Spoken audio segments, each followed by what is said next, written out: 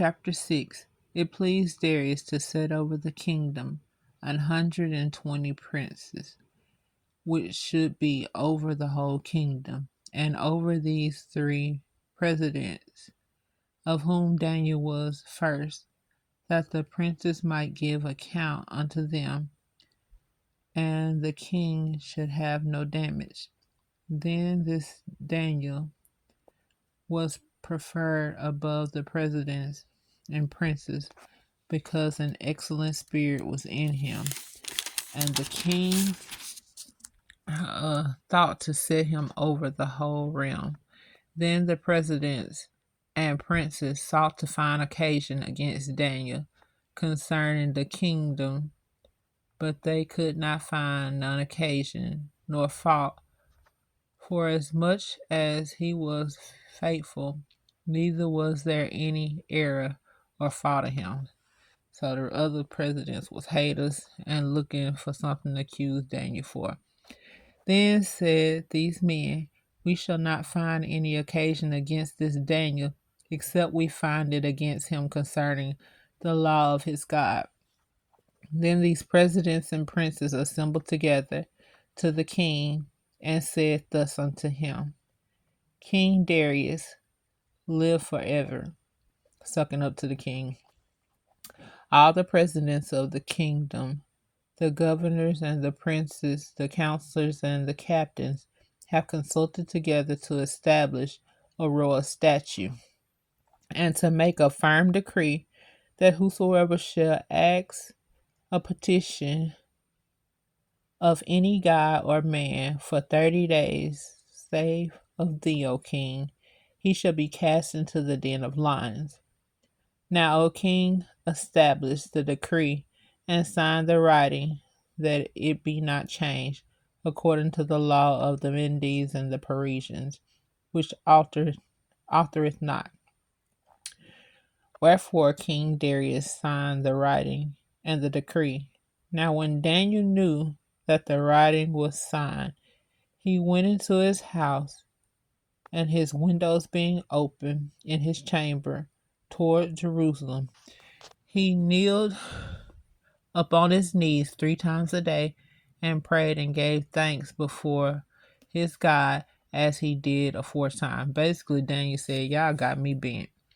Then these men assembled and found Daniel praying, making supplication before his God.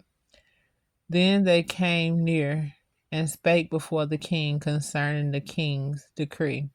Hast thou not signed a decree that every man that shall ask a petition of any god or man within 30 days, save of thee, O king, shall be cast into the den of lions? The king answered and said, the thing is true, according to the law of the Medes and Persians, which authoreth not. Then answered they and said before the king, that Daniel, which is of the children of the captivity of Judah, regardeth not thee, O king, nor the decree that thou hast signed, but maketh his petition 3 times a day. They were snitching. Then the king, when he heard these words, was sore displeased with himself, and set his heart on Daniel to deliver him. And he labored till the going down of the sun to deliver him. He was like, ooh, I made a mistake. Then these men assembled unto the king, and said unto the king, O king, that the law of the Medes and Persians is, that no decree nor statute which the king established may be changed. Then the king commanded, and they brought Daniel and cast him into the den of lions. Now the king spake and said unto Daniel, thy God whom thou servest continually will deliver you. He was like, I know your God, and he got you. And a stone was brought and laid upon the mouth of the den, and the king sealed it with his own signet, and with the signet of his lords, that the purpose might not be changed concerning Daniel. So he didn't write a handwriting, he, I guess, used a little stamp. Then the king went to his place, and passed the night fasting, neither was instruments of music brought before him, and his sleep went from him. He wasn't praying. He wasn't playing, he was praying. He didn't even want to hear no music. Then the king arose very early in the morning and went in haste unto the den of lions. And when he came to the den, he cried with a lamentable voice unto Daniel. And the king spake and said to Daniel, O Daniel, servant of the living God, is thy God whom thou servest continually able to deliver thee from the lions? He was like, "Ooh, I told you." Then said Daniel unto the king, O king, live forever. My God hath sent his angel and hath shut the mouth and hath shut the lions' mouths, that they have not hurt me. For as much as before him is innocency was found in me, and also before thee, O king, have I done no hurt.